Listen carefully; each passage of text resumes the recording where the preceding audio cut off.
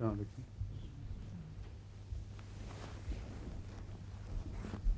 آج کون آیا ہوا جو کل نہیں آیا تھا؟ بھائی صاحب کون صاحب تھے کل؟ ہاں آپ تھے. اور کوئی؟ سب وہی ہیں باقی ہیں.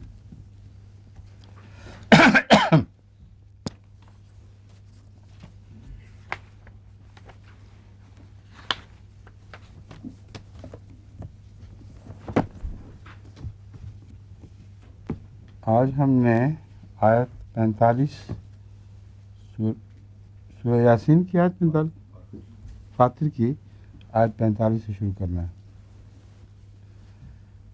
اعوذ باللہ من الشیطان الرجیم بسم اللہ الرحمن الرحیم. اولم يسيروا في الارض فينظروا كيف كان عاقبة الذين من قبلهم وكانوا أشد منهم قوة وما كان الله ليعجزه من شيء في السماوات ولا في الأرض إنه كان عليما قديرا. ولو يؤاخذ الله الناس بما كسبوا ما ترك على ظهرها من دابة ولكن يؤخرهم إلى أجل مسمى فإذا جاء أجلهم فإن الله كان بعباده بصيرا.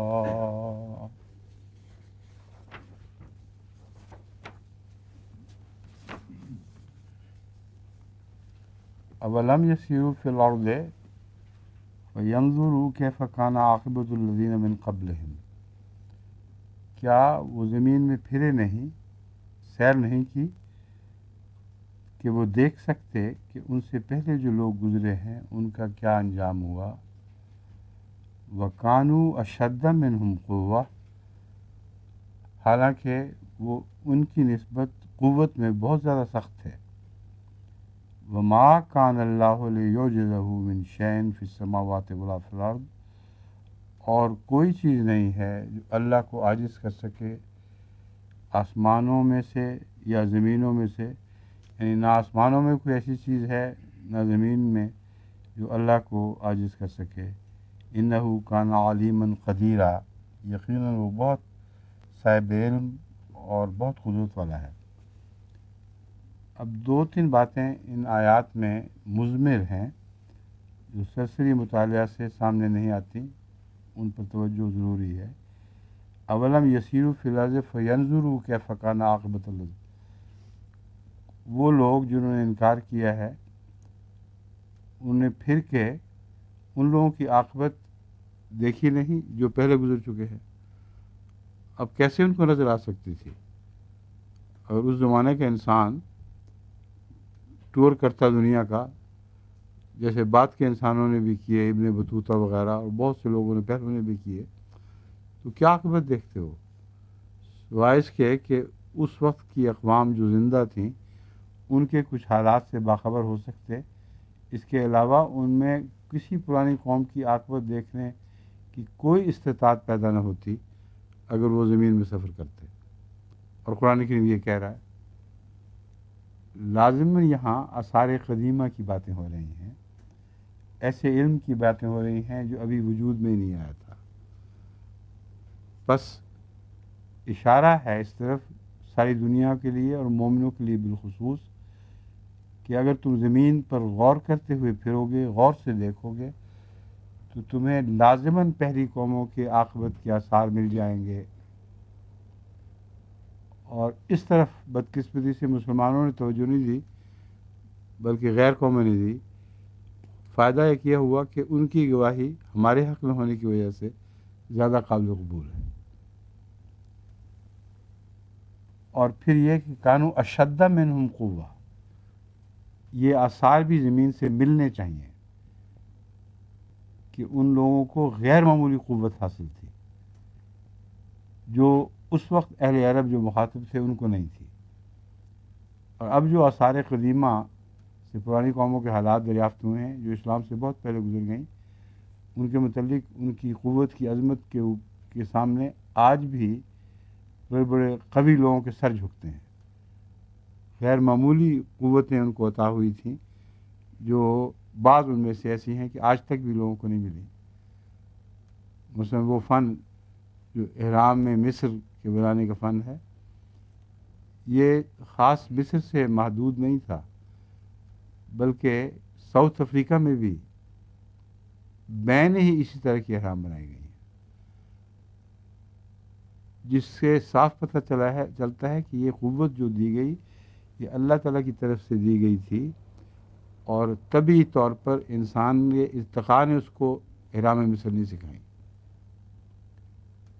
کیونکہ ایک قوم کے متعلق تو سوچا جا سکتا ہے کہ اس طرح رفتہ رفتہ مکان اونچے بڑے بڑے بنانے شروع کر دیے، لیکن یہ اس واقعے کی تکرار ساؤتھ امریکہ میں جن کا اہل مصر سے کوئی بھی واسطہ نہیں تھا، ان کے ہاں اس تکرار کا پایا جانا، اور بعض امور میں اس علم میں بعض ایسی باتوں کا دریافت کر لینا جو احرام مصر بنانے والوں کو بھی معلوم نہیں تھی، یہ امور وہ ہیں جن کا آثار قدیمہ سے تعلق ہے، اور یہ قرآن کریم کی آیت اگر آثار قدیمہ کے متعلق نہیں ہے تو اس موقع پر اس کے کوئی بھی معنی نہیں بنیں گے، محض ایک دعویٰ ہے۔ تو اس دعوے کا ثبوت بعد کے آنے والے زمانے کے حالات نے پیش کر دیا۔ اور ایک اور بات، وَمَا كَانَ اللَّهُ لِيُعْجِزَهُ مِنْ شَيْءٍ فِي السَّمَاوَاتِ وَلَا فِي الْأَرْضِ، کہ یہ ہو نہیں سکتا کہ آسمانوں یا زمین میں کوئی چیز بھی اللہ کو اپنے مقصد میں ناکام کر سکے، اس کو عاجز دکھا سکے۔ اب یہ بتائیں کہ آج کل کے زمانے میں تو ہمیں پتہ ہے کہ آسمان میں بہت سی چیزیں ہیں جو ظہور نما ہو رہی ہیں، اس زمانے میں تو اس کا کچھ پتہ نہیں تھا، اس لیے یہ تمام آیات پیشگوئی سے تعلق رکھتی ہیں، ایسی پیشگوئی سے جو اس وقت لوگوں گزر تو رہی تھی زمانے میں، لیکن لوگ ان سے ناآشنا تھے، یعنی ایسے واقعات کی پیشگوئی جو موجود تھے اس زمانے میں، لیکن لوگوں کو ان واقعات کا علم نہیں تھا۔ اب زمین و آسمان کی قوتوں میں سے جتنی قوتیں بھی معلوم ہوئی ہیں وہ اللہ تعالیٰ کی کائنات کی فلسفی کی مددگار ہیں، ایک بھی اس کے مخالف نہیں نکلی۔ سائنسدان اس پر حیران بیٹھے ہیں کہ یہ جو سمیٹری نظر آ رہی ہے ساری کائنات میں، ہر قانون ایک دوسرے کا مددگار ہے، اس سے وحدت کی طرف انگلی اٹھتی ہوئی دکھائی دیتی ہے، خواہ وہ جرأت ایمانی رکھتے ہوئے مانے یا نہ مانے کہ اللہ کا ثبوت ہے، مگر ذکر وہ کر دیتے ہیں کہ ہاں ایک ایسی ہستی کی طرف اشارہ کر رہی ہے جس نے اپنے قانون میں ادنا بھی اختلاف برداشت نہیں کیا، یا اپنے قانون میں کامل ایک دوسرے کے ساتھ مطابقت رکھ دی ہے، ایک ادنا بھی فساد موجود نہیں، ایک ادنا بھی اختلاف موجود نہیں ہے۔ تو یہ ہے نا آسمانوں میں چیز کا ہونا جو خدا تعالیٰ کی ہستی کو عاجز نہیں کر سکے گی، یہ پیشگوئی ہے، اس لیے اس کو پیشگوئی کے طور پر ہی لینا چاہیے۔ انہ کان علیما قدیرا، اور جب یہ حالات کھلیں گے، یہ دونوں باتیں، تو اللہ تعالیٰ کا صاحب علم اور صاحب قدرت ہونا بڑی قوت کے ساتھ ظاہر ہوگا۔ اب اس آیت میں بھی جو آخری 46 میں آیت ہے، ایک بڑا دلچسپ مضمون ہے، وَلَوْ يُؤَاخِذُ اللَّهُ النَّاسَ بِمَا كَسَبُوا، اگر اللہ تعالیٰ لوگوں سے مواخذہ کرتا، انسانوں سے ہر اس چیز پر جو وہ کرتے ہیں، ان کے اعمال کا مواخذہ کرنے میں سختی کرتا یا جلدی کرتا، ما ترک علی ظہرہا من دابۃ، وہ زمین پر کوئی بھی دابہ باقی نہ رہنے دیتا، زمین کی سطح پر کوئی چلتا پھرتا جاندار باقی نہ چھوڑتا۔ اگرچہ دابہ کی جو وسیع تر اصطلاح ہے اس میں انسان بھی آ جاتا ہے، کیونکہ انسان چلتا پھرتا ہے اور جاندار ہے، مگر عملاً دابہ کی اصطلاح کو جانوروں کے لیے خاص کیا گیا ہے۔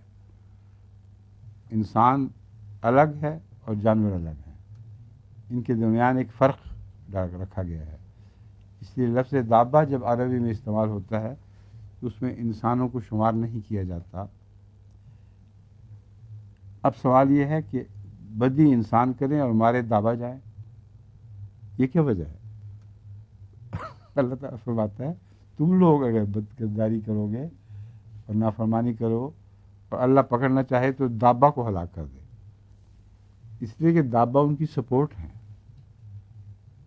اور آغاز زندگی سے لے کر انسان کے وجود کی تخلیق تک جتنے بھی جانور پیدا ہوئے ہیں وہ سارے زندگی کا ایک سپورٹ سسٹم قائم کر رہے ہیں۔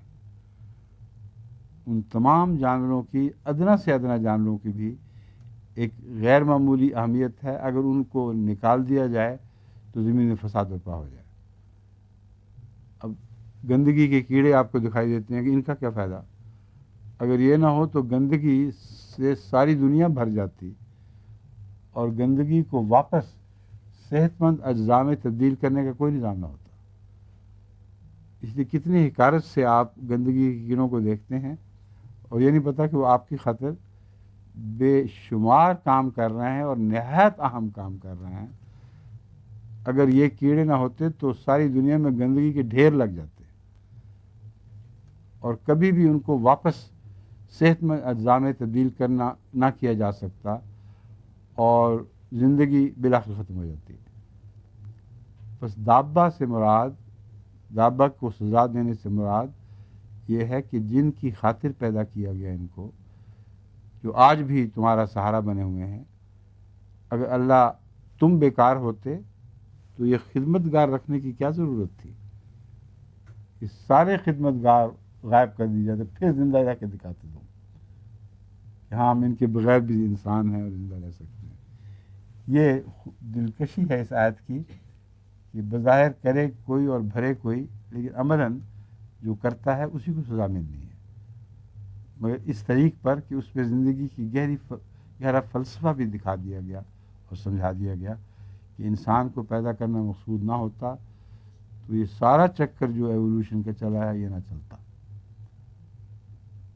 لازماً اس نے منتج ہونا تھا انسان کی تخلیق پر، اور پھر اس سب کو مسخر کر دیا جانا تھا انسان کی خاطر۔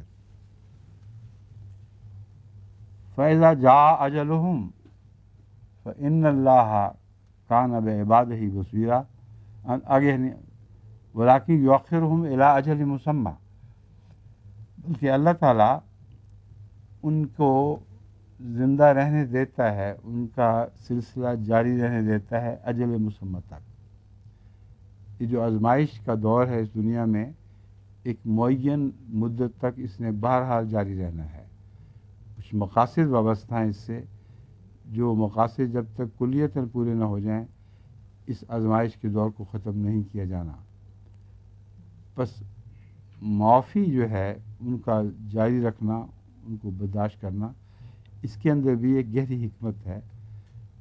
محض معافی نہیں بلکہ خدا تعالیٰ کے مقاصد کے پورا ہونے تک ان چیزوں کو بہرحال باقی رکھنا ہے، اور وہ مقاصد اسلام کے غلبے سے تعلق رکھتے ہیں، لِیُظْہِرَہُ عَلَى الدِّینِ کُلِّہ سے تعلق رکھتے ہیں۔ جب تک انسان کامل طور پر اپنے مقصد کو حاصل نہ کر لے، یعنی آخری رسول جو وحدانیت کا نمائندہ اور صاحب شریعت ہے، اس کی شریعت میں داخل ہو کر تمام دنیا پر اس کے دین کا غلبہ نہ ہو جائے، اس وقت تک انسان کو بہرحال باقی رکھنا ہے۔ اور جو سلوک دابہ سے ہے وہی سلوک پہلی گزری ہوئی قوموں سے ہے جو اپنا اپنا کام کر چکے ہیں، جن کے نشان آپ آثار قدیمہ میں دیکھتے ہیں، لیکن ان کے کچھ نہ کچھ ہم تماش لوگ دنیا میں چلتے پھرتے ہیں۔ فرعون اگرچہ آثار قدیمہ نظر آئے گا لیکن اس کے ہم کماش فرعون پیدا ہوتے ہی رہتے ہیں۔ بس ان سب کو جاری رکھا جائے گا جب تک اسکیم آف تھنگز جو کائنات کو، یعنی زمین کہ نظام کو پیدا کرنے کی وجہ ہے وہ اپنے تمام کو نہ پہنچ جائے، اپنے کمال کو نہ پہنچ جائے، اس وقت تک ان سب کو جاری رکھنا ہے۔ اس دابہ پر بھی وہی بات صادق آتی ہے جو گئے گزرے مذاہب پر، گئے گزرے لوگوں پر، جن کو بظاہر مٹ جانا چاہیے تھا کہ اپنا وقت دیکھ کر وہ ختم ہو چکے، پہلی آیت میں انہی کا ذکر ہے۔ یہ دونوں ایک ہی فلسفے سے تعلق رکھتے ہیں، یعنی ان کی بقا ایک ہی فلسفے سے تعلق رکھتی ہے۔ فَإِذَا جَاءَ أَجَلُهُمْ، پس جب وہ وقت آ جائے گا جو خدا کے ہاں ایک معین مدت کا وقت ہے، اس وقت ان اللہ کان بعبادہ بصیرا، تو اپنے بندوں پر یہ جو تخلیق مخلوق ہے ان پر وہ پھر کلیتاً ایک نظر ڈالے گا کہ انہوں نے کیا کچھ کیا۔ اور عباد سے مراد اگر اس کے خاص بندے ہوں تو مراد یہ ہے کہ ان تمام ادوار میں وہ بندے اس کی نظر میں رہیں گے جو اس کے بندے ہیں، اور بظاہر بڑی بڑی مصیبتیں پڑیں گی، بڑے بڑے ابتلا آئیں گے، لیکن خدا کی نظر سے اس کے بندے الگ نہیں ہوں گے۔ وہ حضرت مسیح علیہ السلام کے شعر ہے کہ سبحان رضی، نہیں وہ دوسرا سبحان من یرانی، وہ یہی بصیر والی بات ہے۔ فإن اللہ کان بعبادہ بصیرا۔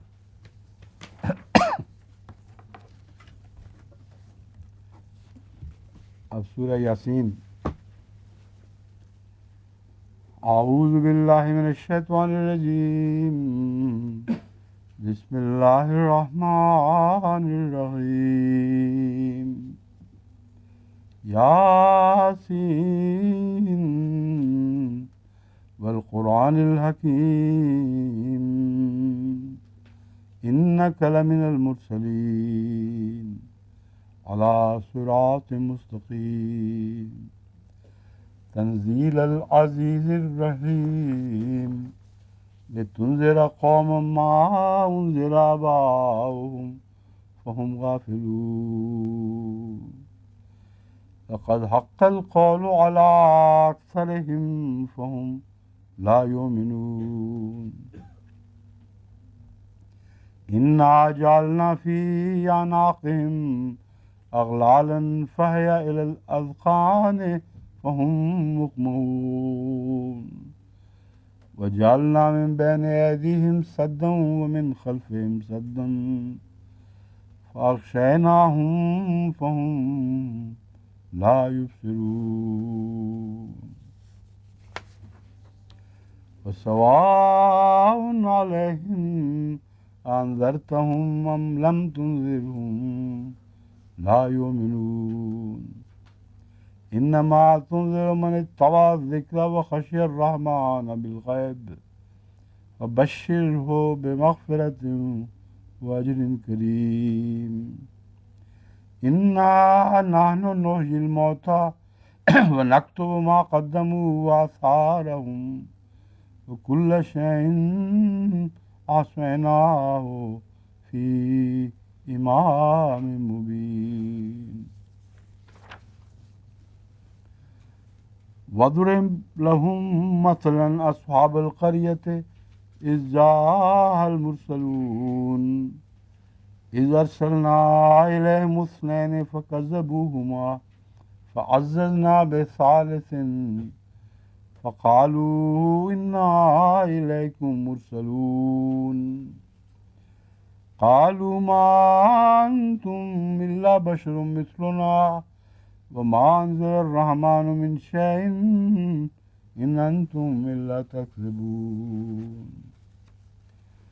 قالوا ربنا يعلم إنا إليكم لمرسلون وما علينا إلا البلاغ المبين، قالوا إنا تطيرنا بكم لئن لم تنتهوا لنرجمنكم وليمسنكم منا عذاب أليم، قالوا طائركم معكم أئن ذكرتم بل أنتم قوم مسرفون،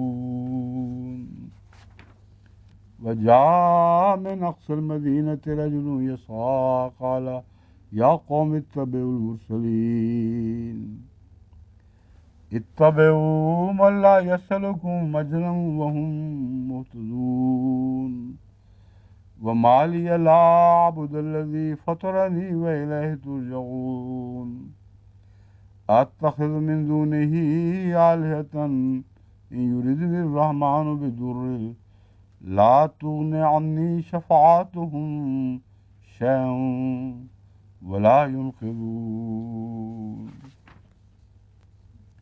إني إذا لفي ضلال مبين إني آمنت بربكم فاسمعون قيل ادخل الجنة قال يا ليت قومي يعلمون بما غفر لي ربي وجعلني من المكرمين وما أنزلنا على قومه من بعده من جند من السماء وما كنا منزلين إن كانت إلا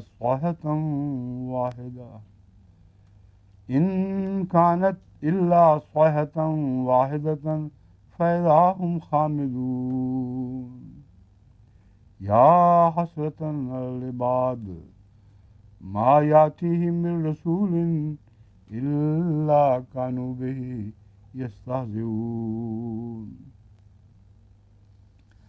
ألم يروكم كم أهلكنا قبلهم من القرون أنهم إليهم لا يرجعون وإن كل لما جميع لدينا محضرون.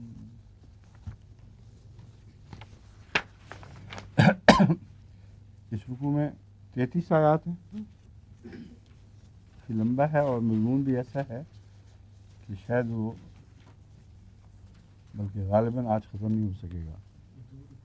ہاں 2 پڑھ لیے ہم نے. اچھا پہلا کہاں تک جاتا تھا؟ ٹھیک ہے.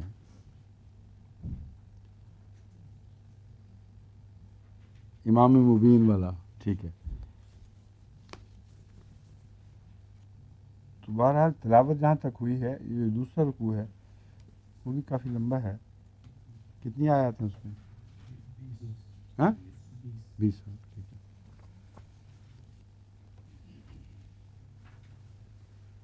اللہ کے نام کے ساتھ جو بے انتہا اور بار بار رحم فرمانے والا ہے اور بے انتہا رحم فرمانے والا ہے، بن مانگے دینے والا ہے اور بار بار رحم فرمانے والا ہے. یاسین، اے سین. سین سے مراد اکثر علماء نے یا سردار یا سید یعنی یہ معنی کیے ہیں. اردو میں ہم اسے سردار کہتے ہیں، وہ بھی سین سے شروع ہوتا ہے لیکن وہ اصل ہے سید. اور رسول اللہ صلی اللہ علیہ وآلہ وسلم مخاطب ہیں بحیثیت سید کے، اور اس لفظ سے پہلے کبھی کسی اور نبی کو قرآن میں مخاطب نہیں فرمایا گیا یا سید، اس لیے کہ یہاں ایسے نبی کا ذکر ہے جو سارے زمانے کا سردار ہے اور ہر زمانے کا سردار ہے.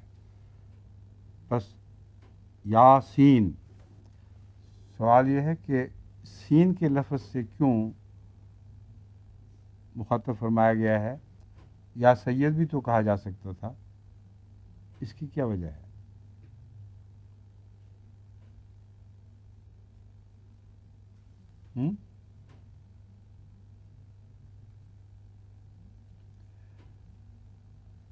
کوئی ہے خاص وجہ آپ کے ذہن میں؟ یا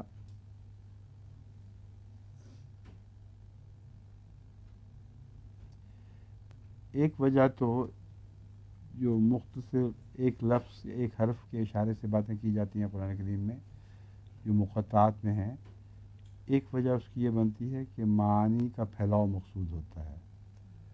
تھوڑے کلام سے زیادہ باتیں مقصود ہوتی ہیں، اس لیے عام طور پر یاسین کے ان معنوں تک نظر ٹھہر جاتی ہے لوگوں کی اور ارد گرد تلاش نہیں کرتے.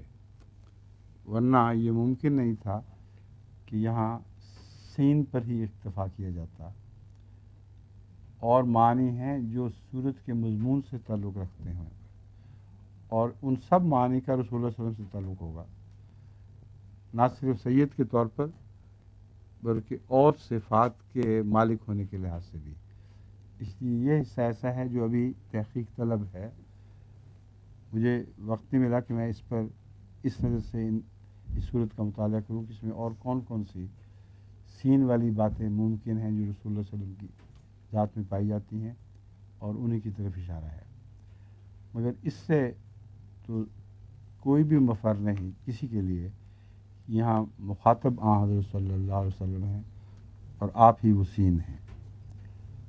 ایک ضمنی خوبی، زائد خوبی اس خطاب سے یہ پیدا ہو گئی ہے کہ اس صورت میں جو قافیہ استعمال کیا گیا ہے اس کے وزن کے مطابق یہ ہے، مستقیم وغیرہ آگے جتنے الفاظ آ رہے ہیں تو اس میں صوتی خوبی پیدا ہو جاتی ہے۔ یہ بھی ان زائد خوبیوں میں سے ایک ہے جو سید کے علاوہ بھی اس لفظ میں پائی جانی چاہیے۔ والقرآن الحکیم، اور ہم قرآن حکیم کی قسم کھاتے ہیں، یہ مراد ہے۔ اور قرآن حکیم کی قسم یعنی قرآن جو حکمتوں والا ہے الحکیم، یہ گواہ ہے ان باتوں پر جن باتوں کا آگے ذکر ملنا ہے۔ اور دوسرا، تیرا سردار ہونا قرآن کریم سے ثابت ہے، تیرا سید ہونا، کیونکہ جیسی حکمتوں کی باتیں اس کتاب میں ہیں ویسی کہیں اور نہیں ملتی۔ بس تمام صاحب حکمت لوگوں کا تو سردار ہے، سب سے بڑھ کر تو ہے، اور ثبوت یہی قرآن حکیم ہے۔ انک لمن المرسلین، اور والقرآن الحکیم کا جس طرح پہلی آیت سے تعلق ہے آنے والی آیت سے بھی تعلق ہے، انک لمن المرسلین، اور حکمت والے قرآن اس بات پر گواہ ہے کہ تو ضرور بھیجے ہوئوں میں سے ہے، ورنہ اتنی عظیم حکمتیں تیرے منہ سے جاری ہی نہیں ہو سکتی تھی، خواہ کوئی اور نبی بھیجا ہوا ہے یا نہیں، یہ صاحب کتاب تو ضرور بھیجا ہوا ہے، کیونکہ اتنی بے انتہا حکمتیں اس کی زبان سے جاری ہو رہی ہیں جس کا عشر عشیر بھی بعض دوسرے انبیاء کو نصیب نہیں ہوا۔ تو اگر وہ مرسل ہیں تو یہ ضرور مرسل ہے۔ انک لمن المرسلین میں ان کا بھی زور ہے کہ قرآن گواہ ہے کہ تو ضرور مرسل ہے، باقی مرسلوں کی بحث نہیں ہے وہ ہیں کہ نہیں، وہ ہیں تو صحیح، تو بہرحال مرسل ہے۔ اور دوسری بات یہ ثابت ہوتی ہے علی صراط مستقیم، تو سیدھی راہ پر چل رہا ہے، ایک ادنا بھی کجی تجھ میں یا تیری تعلیم میں نہیں ہے۔ تنزیل العزیز الرحیم، یہ جو اتارا جانا ہے، یہاں عام طور پر تراجم میں تیرا اتارا جانا بھی لیا جاتا ہے، اور بعض قرآن کی طرف اس کو پھیرتے ہیں تنزیل کو کہ قرآن کریم کو اتارا جانا۔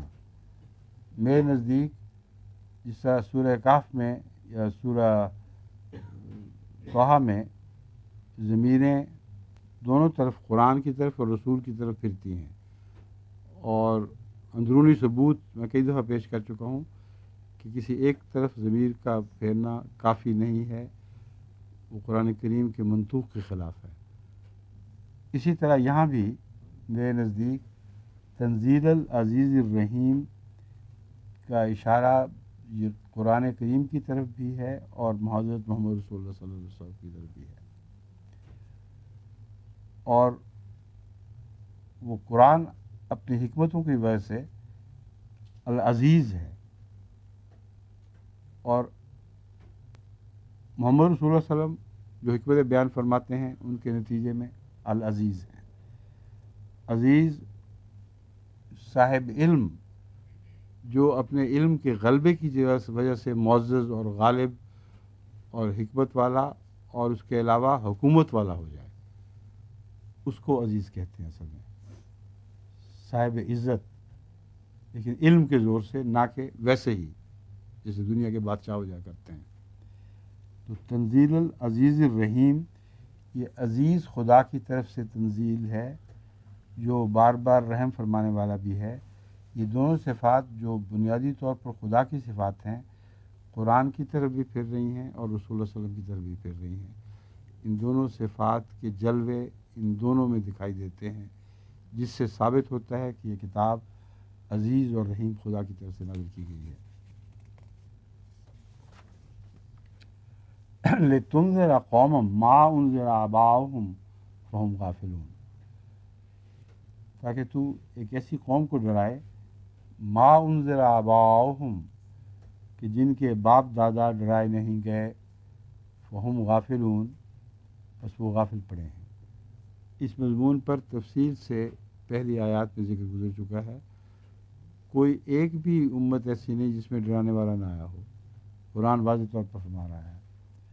بس اس میں ایک تو تبتل کا ذکر ہے، ایک لمبے عرصہ تک تبتل ہوا ہے، اور حضرت صلی اللہ علیہ وآلہ وسلم جس زمانے میں آئے ہیں ظہر الفساد فی البر والبحر ہو چکا تھا، اور ساری دنیا ایسی حالت میں تھی کہ گویا ان کے آباء و اجداد رائے ہی نہیں گئے، ہم غافلون.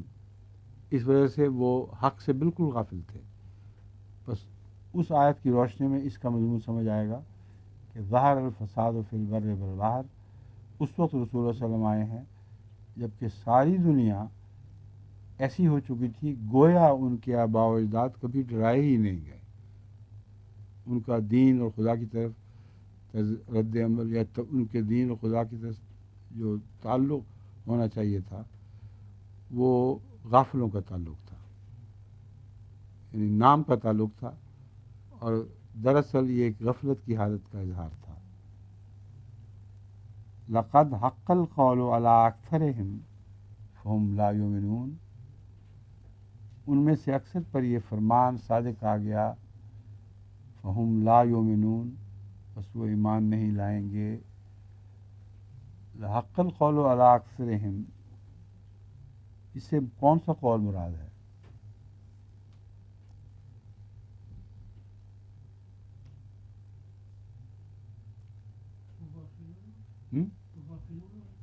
حق القول علی اکثرہم غافلون اللہ، کہ بہرحال بھاری اکثریت بنی نوع انسان کی اپنی غفلت کی وجہ سے ایمان نہیں لائے گی. فہم لا یؤمنون، کیونکہ وہ ان باتوں کو ایسی غفلت کی نگاہ سے دیکھ رہے ہیں کہ گویا ان کے سامنے ہیں ہی نہیں، ان کو دکھائی نہیں دے رہی. یہ قول جو ہے یہ ساری دنیا پر صادق آ چکا ہے اس وقت جب محمد رسول اللہ صلی اللہ علیہ وسلم نازل ہوئے ہیں اور اس وقت جب قرآن نازل ہوا ہے. انا جعلنا فی اعناقہم اغلالا فإلی الاذقان فہم مقمحون، یقین ہم نے ان کی گردنوں میں طوق ڈال دیے ہیں. یہ کون سے طوق ہیں؟ یہاں بعض مفسرین مستقبل کی پیشگوئی جو مرنے کے بعد ظاہر ہوگی وہ بھی لیتے ہیں مراد، حالانکہ ایک امر واقعہ کی طرف اشارہ ہے. لا یومنون کی تشریح ہے، وہ ایمان اس لیے نہیں لائیں گے کہ وہ دنیا کے دھندوں میں اس طرح پھنس چکے ہیں اور رسم و رواج کے ایسے پابند ہو چکے ہیں کہ ان کی گردنوں پہ طوق پڑ گئے ہیں. اب وہ اس دنیا کے رسم و رواج سے الگ ہو کر بھاگ نہیں سکتے. فَإِلَى الْأَذْقَانِ، وہ طوق جو ہیں وہ ٹھوڑیوں تک پہنچے ہوئے ہیں اور ان کو اٹھا کر پیچھے کی طرف دھکیل رہے ہیں. ہم مقمحون، اور وہ سر اونچا کیے ہوئے ہیں. اب دیکھیں کتنی خوبصورتی سے ان کے تکبر کا اظہار کہ یہ متکبر لوگ ہیں. وہ ایسے طوق ہیں جو سر نیچا کر ہی نہیں سکتے، سر اٹھا کے چلتے ہیں، اور وہی سر اٹھانا ان کو پابند کیے ہوئے ہے، زنجیروں سے باندھے ہوئے ہے جو دنیا کے معاملات میں جڑی ہوئی ہیں، اور ان زنجیروں کو توڑا کر وہ بھاگ ہی نہیں سکتے. اور وجہ تکبر، سب سے بڑی بنیادی وجہ جو ہمیشہ حق کے راستے میں حائل ہوتی ہے، اور تکبر کا ظاہری اظہار یہ سر اونچا کیا ہوا.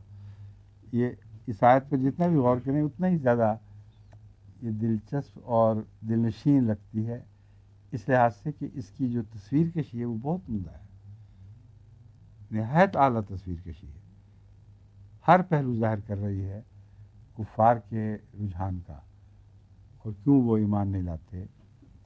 بس اس کا فہم لا یؤمنون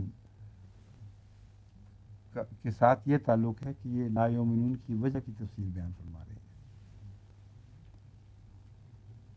وجعلنا من بین ایدیہم سدا ومن خلفہم سدا فاغشیناہم فہم لا یبصرون۔ ان کی یہ حالت ایک تو توق والے انسان کی توق پہنے ہوئے ایک انسان کی مشابہ ہے، دوسرے ہم نے ان کے سامنے بھی روکیں کھڑی کر دی ہیں اور ان کے پیچھے بھی روکیں کھڑی کر دی ہیں۔ پیچھے کی روکوں سے مراد وہ آباء و اجداد کی سنی ہوئی روایات اور کہانیاں جن پہ وہ چلتے ہیں، وہ ان کو پیچھے سے تھامے ہوئے ہیں، اور آگے کی روکیں جو ان کے سامنے مخالفتیں ہونی ہیں، مصیبتیں پڑھنی ہیں، وہ روکیں ہیں جو ان کو دین کی طرف سنجیدگی سے توجہ کرنے پر آمادہ ہی نہیں ہونے دیتی۔ بس روکیں بظاہر خدا نے اپنی طرف منسوخ کی ہیں، لیکن ان کے عمل کے نتیجے میں جو روکیں پیدا ہونی تھیں ان کو گویا خدا نے دیواریں بنا دیا اور وہ ان دیواروں کو پار نہیں کر سکتے۔ لیکن خدا نے یہاں ان روکوں کا نقشہ فاغشیناہم فہم لا یبصرون اس طرح کھینچا ہے کہ ان روکوں نے جو بظاہر سامنے اور پیچھے ہیں لیکن فی الحقیقت انہوں نے ڈھانپ بھی لیا ہے۔ اگر وہ سہز دیواروں کی صورت میں دکھائی جاتی تو چھلانگیں بھی تمہاری جا سکتی ہیں، دیواروں اسکیل کیا جا سکتا ہے، سیڑھیاں لگائی جا سکتی ہیں، مگر یہ وہ لوگ ہیں جن کی روکیں آگے اور پیچھے تو ہیں، وہ ان کے اوپر سایہ کیے ہوئے ہیں، ڈھانپ چکی ہیں، ان کو کوئی رستہ بھی ان کا فرار کا باقی نہیں رہا۔ اور جو چیز سائے تلے آ جائے، اندھیروں میں آ جائے، وہ دیکھنے سے بے بہرا کر دیا کرتی ہے۔ بس وہ روکیں جو ان کے نفس کی پیداوار ہیں، وہ روکیں ان پر ایسا چھا گئی ہیں کہ لا یبصرون، کہ وہ ان روکوں کے ہوتے ہوئے دیکھ ہی نہیں سکتے، کسی پہلو سے بھی ان کو حق دکھائی نہیں دیتا، لیکن دکھائی اس لیے نہیں دیتا کہ خود روکیں ڈالی نہیں ہیں۔ وَسَوَاءٌ عَلَيْهِمْ أَأَنذَرْتَهُمْ أَمْ لَمْ تُنذِرْهُمْ، یہ نتیجہ ہے، بس ان کے لیے برابر ہے، خواہ تو ڈرائے ان کو یا نہ ڈرائے، لا یؤمنون، یہ بدبخت لوگ ہیں جنہوں نے ایمان نہیں لانا۔ انما تنذر من اتبع الذکر وخشی الرحمن بالغیب، تو محض اس کو ڈراتا ہے جو من اتبع الذکر، جو یہ صلاحیت رکھتا ہے کہ جب اچھی بات اس کے سامنے بیان کی جائے یا اللہ کا ذکر کیا جائے ذکرہ، تو وہ ذکرہ یہ والا نہیں بلکہ الذکرہ، اس کے معنی بھی وہی ہیں، ہر قسم کے ذکر اس میں شامل ہیں۔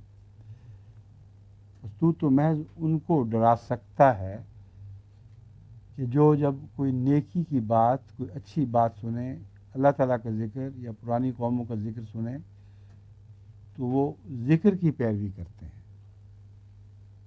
ان قوموں کی پیروی نہیں کرتے جو پہلے گزرے ہیں، جس طرح کہ پرانے گزر چکے ہیں۔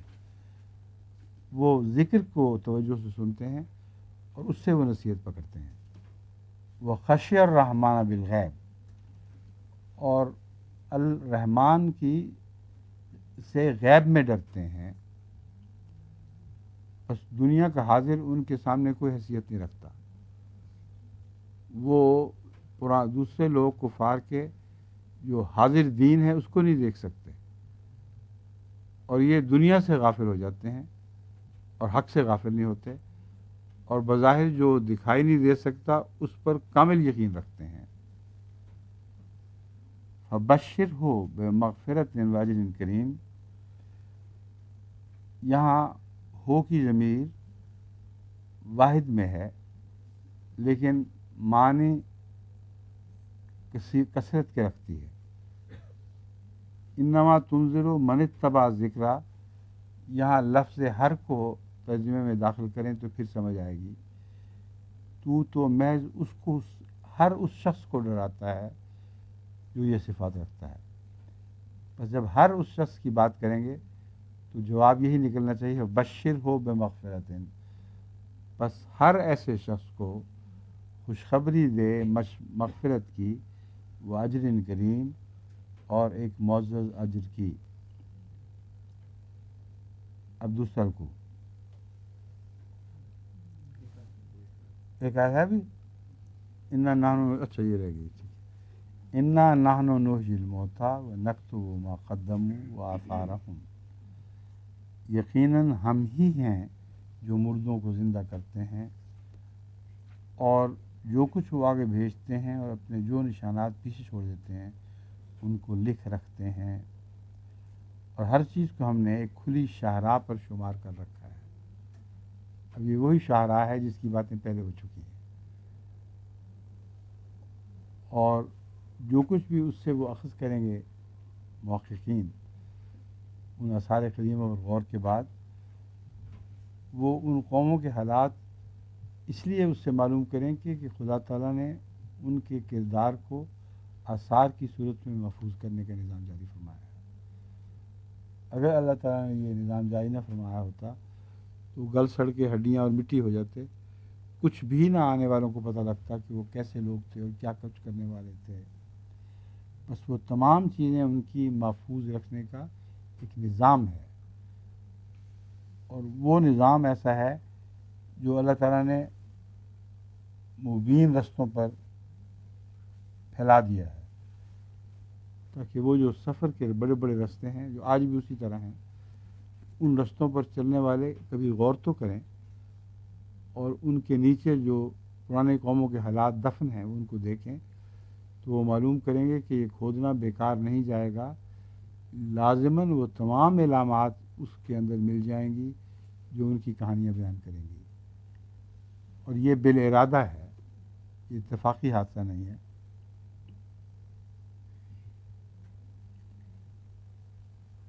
نحنو انما نحنو نحیی الموتیٰ، یہاں پہلے اعلان ہے ہم ہی ہیں جو مردوں کو زندہ کرتے ہیں. یہ مردے جو دفن ہیں، یہ قومیں جو دفن ہو گئیں، یہ دو طرح سے زندہ کی جائیں گی. ایک تو مرنے کے بعد ہر شخص زندہ کیا جائے گا، ایک تو یہ اشارہ ہے. دوسرا، جیسا کہ قرآن کریم میں ذکر ہے کہ ایک نبی خدا کا ایک بندہ ایک بستی پر سے گزرا جو چھتوں کے بل گری پڑی تھی اور مردہ بستی تھی. اس کے دل میں خیال آیا کہ یہ کیسے زندہ کی جائے گی. تو اس کا جواب جو دیا گیا اس کو، یہ آیت بھی اسی طرف اشارہ فرما رہی ہے.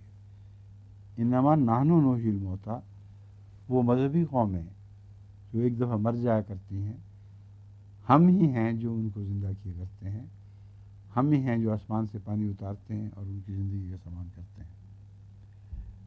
وَنَكْتُبُ مَا قَدَّمُوا وَآثَارَهُمْ، اور ہم لکھ رکھتے ہیں ان قوموں کا حال جو پہلے کر چکی یا آئندہ اپنے لوگ آئندہ آنے والوں کے لیے بھیجا. وَكُلَّ شَيْءٍ أَحْصَيْنَاهُ فِي إِمَامٍ مُبِينٍ، اور یہ ساری باتیں ہم نے بڑی شاہراہ پر لکھ رکھی ہیں. آثار قدیمہ کے لوگوں محققین کے لیے اس سے بڑی خوشخبری ان کو نہیں دی جا سکتی تھی کہ تم ایک بیکار کام میں مصروف نہیں ہوگے. یہ تمام باتیں ہم نے تمام بڑی بڑی شاہراہوں پر لکھ رکھی ہیں. لیکن ابھی تک بڑی شاہراہوں پر آثار قدیمہ کے کام نہیں ہوئے. یہ وہ بات ہے جو جب بھی یہ ذکر آتا ہے میں بار بار جماعت کو متوجہ کرتا ہوں کہ بہت سی قومیں ہیں جن کا ذکر مل رہا ہے اور وہ مدفون تو ہیں، اپنی علامتوں اور یقینی آثار کے ساتھ مدفون ہیں، مگر ابھی تک ان کے علاقوں کی کھدائی اور ان سے سبق اخذ کرنے کا کام صحیح معنوں میں شروع نہیں ہوا. احمدی نوجوانوں کو اس طرف توجہ کرنی چاہیے، اور اس کے علاوہ بھی دوسروں مسلمانوں کو توجہ کرنی چاہیے کہ قرآن کی اس ہدایت کے مطابق وہ اپنا اولین فریضہ ادا کریں.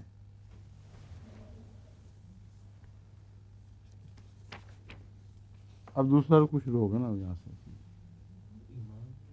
ہیں کیا امام مبین مفرد ہے.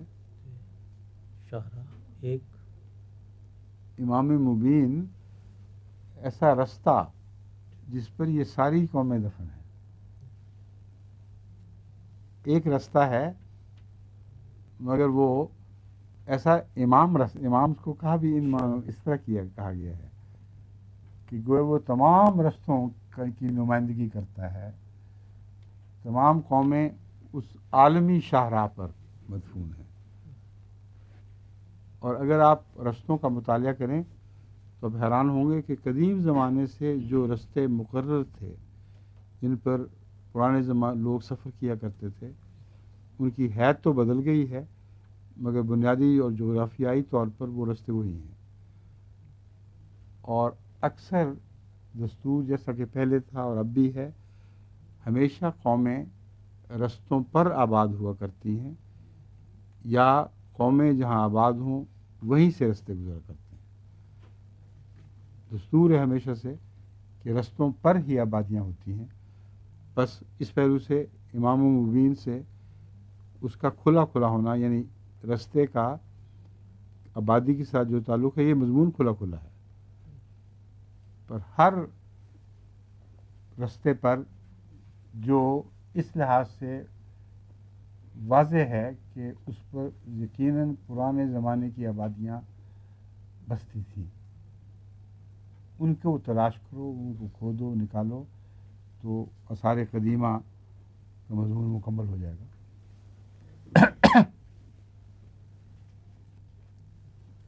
وَاضْرِبْ لَهُمْ مَثَلًا أَصْحَابَ الْقَرْيَةِ إِذْ جَاءَهَا الْمُرْسَلُونَ. تو ان کے سامنے اس بستی کے رہنے والوں کی مثال پیش کر جب اس میں خدا کے مرسلین آئے. یہ آیت اور وہ آیات جو اس کے بعد آنے والی ہیں، خصوصاً وَجَاءَ مِنْ أَقْصَى الْمَدِينَةِ رَجُلٌ يَسْعَىٰ قَالَ يَا قَوْمِ اتَّبِعُوا الْمُرْسَلُونَ، یہ وہ آیات ہیں جو تشریح طلب ہیں یا جن پر بے حد اختلاف کیا گیا ہے کہ اس سے مراد کیا ہے. اس سلسلے میں ایک دفعہ لقاء مع العرب میں جو مجھ پر سوال ہوا تھا اس میں میں نے تفصیل سے اپنا موقف پیش کیا تھا. میرے نزدیک وہ موقف ان آیات کے شان نزول سے ظاہر ہے. اس لیے اس سارا عرصہ جو میں درس میں کہتا رہا ہوں کہ آیات اپنی شان نزول خود رکھتی ہیں، ان کو کیوں نہ پکڑیں. اگر ان کو چھوڑ کر دوسرے معنی نکالیں گے تو ان میں ضرور رکھنا ہوگا. اور جتنے بھی دوسرے معنی اختیار کیے گئے ہیں وہ امکان کے طور پر اختیار کیے گئے ہیں. پرانے مفسرین نے بیان فرمایا، حضرت خلیفۃ المسیح اول نے بھی، حضرت مسلم معود نے بھی. لیکن تعجب کی بات ہے اور حکمت کی بات ہے کہ حضرت مسیح موعود علیہ السلام نے ان آیات کی کوئی تشریح پیش نہیں فرمائی. یہ حضرت مسیح موعود علیہ السلام کے بلند مقام کی طرف اشارہ ہے. آپ نبی تھے اور خلفاء اور دوسرے علماء نبی نہیں تھے، اس لیے وہ ایسی باتیں امکاناً کر سکتے تھے. لیکن حضرت مسیح موعود علیہ السلام اگر کوئی بات کر دیتے اس نے ہمیشہ کے لیے سند ہو جانا تھا اور کسی کی مجال نہیں تھی کہ اس سے ہٹتا. اس لیے حضرت مسیح موعود علیہ السلام نے اس مضمون کو نہیں چھیڑا. اور وجہ یہ بھی ہے کہ اس کو اگر آپ چھیڑیں تو آپ کو اس میں اتنی مشکلات دکھائی دیں گی کہ سمجھ نہیں آئے گی کہ کیا ترجمہ کریں. یہ دتھا جو میں نے رکھا ہوا ہے یہ اسی مضمون سے تعلق رکھتا ہے. وقت ملا یا ضرورت ہوئی تو اگلے درس میں اس کو میں بیان کر دوں گا. لیکن اب میں اپنے ہی مقرر کردہ اصول کے تابع محض شان نزول کی پیروی کروں گا اور دیکھوں گا کہ یہ آیات کیا تقاضا کرتی ہیں. کیسی بستی ہو، ایک ہو یا کئی ہوں، ایک رسول ہو یا کئی رسول ہوں، اور ایسا واقعہ کب گزرا ہے. کیا قرآن کریم کی ان آیات کے تسلسل میں اس واقعہ سے پردہ آگے اٹھایا گیا ہے کہ نہیں، یہ وہ مضمون ہے جو میں آج آپ کے سامنے رکھنا چاہتا ہوں۔ میرے نزدیک قرآن کریم کی یہ آیات آگے پردے اٹھانے والی ہیں، اور چونکہ آپس میں وقت دوسری باتیں درمیان میں بیان ہوئی ہیں، اس لیے عموماً مفسرین ان کو ان آیات کے ساتھ جوڑ نہیں سکے جو بعد میں آنے والی تھی۔ وَاضْرِبْ لَهُم مَثَلًا اصحاب القریۃ، ان کے سامنے مثال پیش کر اصحاب القریۃ، ایک قریہ کے رہنے والوں کی۔ اس کا ایسا معنی کرنا بنیادی طور پر جو تمثیلی نہ ہو بلکہ واقعاتی معنی ہو، اور اس آیت کے مخالف ہو، یہ درست نہیں ہے۔ اس ایک بستی کو 3 بستیوں میں یا 8 یا 10 بستیوں میں تبدیل کر دینا جن کے درمیان فاصلہ ہو، اور اکٹھے ان کی طرف وہ رسول نہ آئے ہوں، یہ قرآن کریم کی شان نزول کے مطابق نہیں ہے۔ قرآن کریم کے پیچھے چلیں، اس بات کی پرواہ نہ کریں کہ کون بزرگ تھے، انہوں نے کیا کچھ کہا ہے، ان کی عزت تو کریں، کیونکہ انہوں نے دراصل اشارے چھوڑے ہیں کہ مانوی طور پر وہ یہ مراد لے رہے ہیں، اور یہ تسلیم کرنا قطعی ہے کہ وہ خود اپنی رائے سے بھی، اپنی تفسیر سے بھی اس طرح اختلاف کرتے ہیں کہ یہ نہیں تو یہ ہو سکتا ہے۔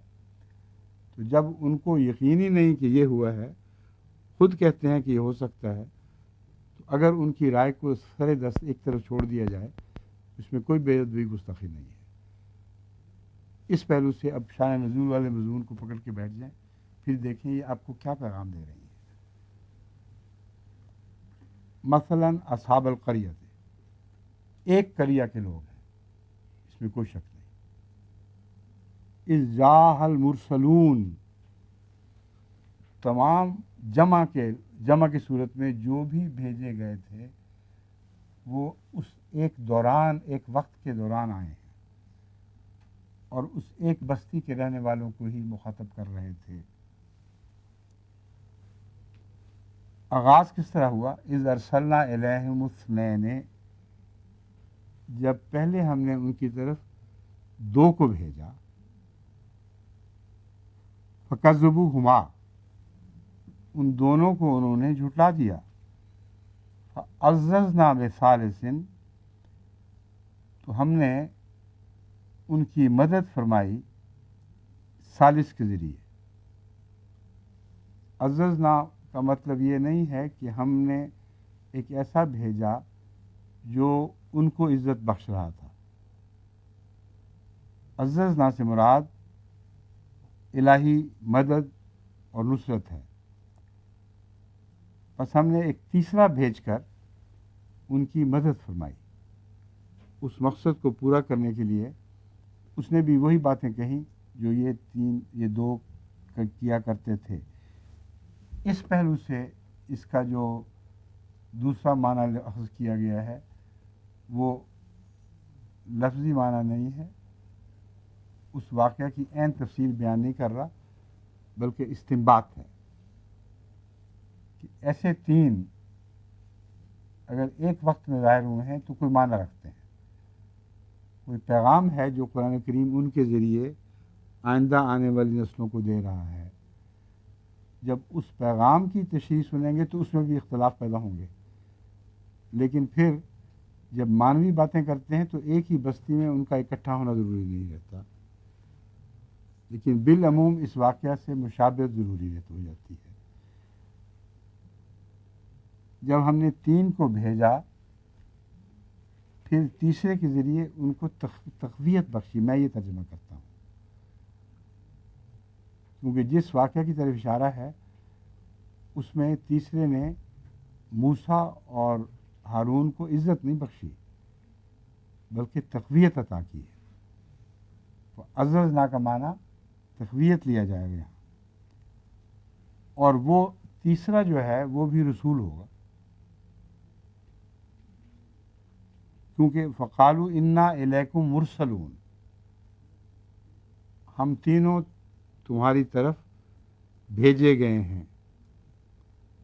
اس واقعہ میں ایک ابہام پیدا ہوگا خصوصیت کے ساتھ کہ قرآن کریم انہی آیات کے تسلسل میں بیان کر رہا ہے وہ واقعہ جب کہ موسیٰ اور فرعون کا انکار ہوا اور اس کی قوم کے بڑے لوگوں نے فیصلہ کیا کہ ان کو قتل کر دیا جائے. اور اس فیصلے کے دوران جب وہ فیصلہ کر رہے تھے اور آخری صورت میں فیصلہ طے نہیں ہوا تھا، انہی میں سے ایک آدمی یسا دوڑتے ہوئے ان کی طرف آیا اور کہا کہ ایسا نہ کرو، اگر یہ خدا کے رسول ہیں تو تم مارے جاؤ گے اگر ایسا کرو گے، اگر نہیں ہے تو تمہیں کیسے. وہ آدمی ہے جو اپنا ایمان چھپا رہا تھا. قرآن کریم یہ فرما رہا ہے تو جو ایمان چھپا رہا ہو اس کو مرسل کیسے کہا جا سکتا ہے. پس واقعات کے تسلسل میں لفظاً ترجمہ کرنے سے دقتیں پیش آئیں گی، لیکن اگر کچھ آیات بعد کے مضامین کو سامنے رکھ لیں تو 3 مرسل ثابت ہو جاتے ہیں جو ایک ہی وقت میں پیدا ہوئے ہیں اور جنہوں نے واقعتاً ایک دوسرے کو تقویت دی ہے. اور یہ جو بیچ کا ذکر ہے یہ مرسل کا ذکر نہیں ہے. مرسل ان معنوں میں ہے کہ ایک شخص کو بھیجا گیا جس نے تقویت دی، مگر وہ شخص مرسلین میں سے نہیں ہو سکتا تھا کیونکہ اسی کے متعلق وہی ذکر فرمایا گیا کہ اپنے ایمان کو چھپاتا تھا. بعد میں اس نے نہیں چھپایا، یہ الگ بات ہے، اور اس وقت تک اس کو تیسرا مرسل قرار نہیں دیا جا سکتا. بس وہ تیسرے مرسل کی تلاش کرنی پڑے گی، انہیں آیت میں مل جائے گا. وہ قالوا ما انتم الا بشر مثلنا وما انزل الرحمن من شيء ان انتم الا تکذبون. موسیٰ فرعون کی قوم نے جب یہ خطاب کیا ہے تو ان تینوں کو کیا ہے، اور اس میں وہ شخص شامل نہیں ہے جو بیچ میں آیا تھا اور اس نے خبر دی تھی کہ ان کو کچھ نہ کہو. اس کو یہ نہیں کہتے الا بشر مثلنا، کیونکہ ویسے بھی وہ شاہی خاندان کا ایک معزز انسان تھا جس کو موسیٰ کی قوم کی طرح یہ نہیں کہہ سکتے تھے کہ تو ہماری طرح الا بشر مثلنا عام انسان ہو، یا مثلنا جب کہتے ہیں تو عام انسان مراد ہے. اس کے ساتھ وہ الگ سلوک کرتے تھے جو قرآن کریم سے ثابت ہے. وہ شخص جو بھاگا بھگایا تھا وہ رائل فیملی کا تھا، وہ بحیثیت رائل فیملی کے ہونے کے وہ عامت الناس میں شمار نہیں ہوا کرتا تھا. اور جب موسیٰ کو مخاطب کر کے مثلنا کہا جاتا ہے تو وہاں رائل ہونے کی طرف اشارہ نہیں ہے، وہاں انسانیت کے لحاظ سے تم عام انسان جیسے ہم انسان ہیں وہی ہو، اس سے بڑھ کر نہیں ہو. یہ کہا جا رہا تھا وما انزل الرحمن من شيء ان انتم الا تکذبون. وہ رسول جن کو مخاطب کیا جا رہا تھا، جمع کے صیغے میں مخاطب کیا جا رہا تھا، ان کا اقرار تھا، دعویٰ تھا کہ ہم پر رحمان خدا نے کچھ نازل کیا. فرعون کے خاندان کے اس شخص کا یہ دعویٰ تھا ہی نہیں، اس لیے اس کو شامل نہیں کیا جا سکتا. وہ یہ کہتے تھے کہ تم تینوں جو یہ دعویٰ کرتے ہو کہ رحمان خدا نے ہم پر کچھ نازل کیا ہے، ہم اس کا انکار کرتے ہیں. ان انتم الا تکذبون، تم تینوں، جمع کا صیغہ ہے، انتما نہیں ہے، تم تینوں جھوٹے ہو. قالوا ربنا یعلم انا الیکم لمرسلون.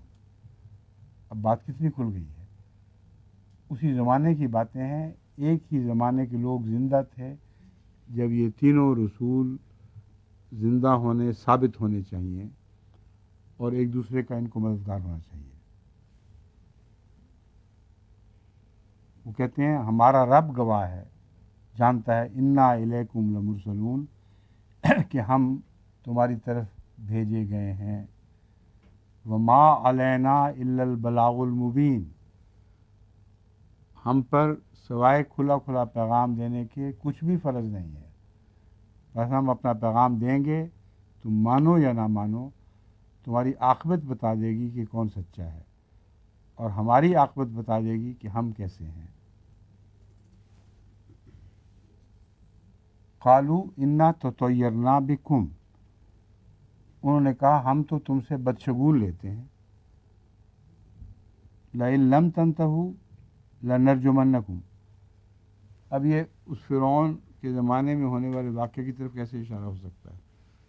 جو اس کے خاندان کے لوگ بیٹھے ہوئے تھے، ان کی طرف یہ اشارہ ہو ہی نہیں سکتا۔ وہ اس کو مخاطب کر کے شاہی انسان کو کبھی بھی نہیں کہتے تھے کہ ہم تم سے شگون لیتے ہیں،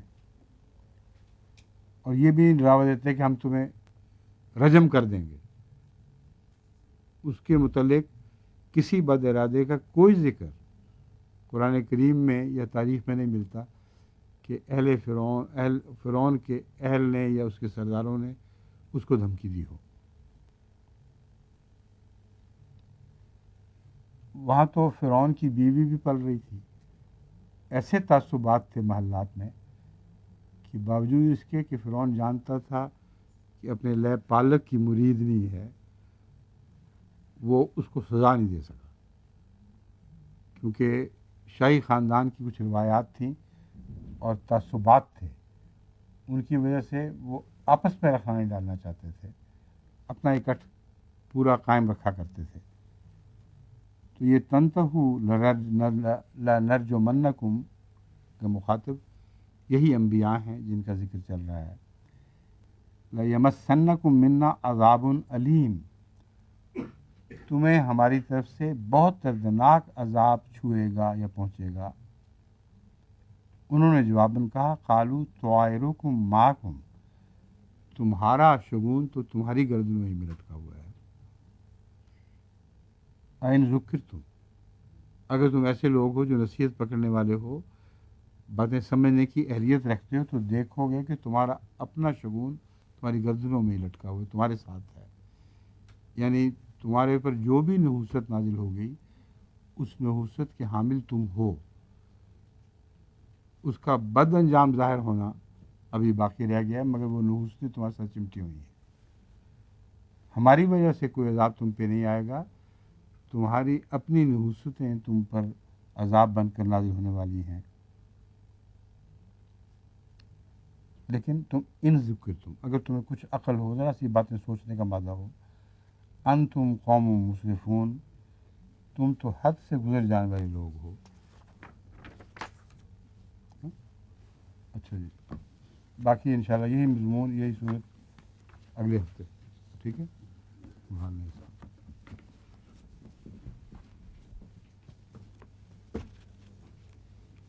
اب یہ عجیب بات ہے کہ یہی صورتیں جو شان نزول سے یہی آیات جو شان نزول سے تعلق رکھتی ہیں، درس کے دوران بیان نہیں ہوئی تھی، لیکن درس کے بعد اب ان کا موقع آ گیا ہے، اور ان کا بیان اسی اصول کے مطابق ضروری تھا۔ اچھا جی، السلام علیکم۔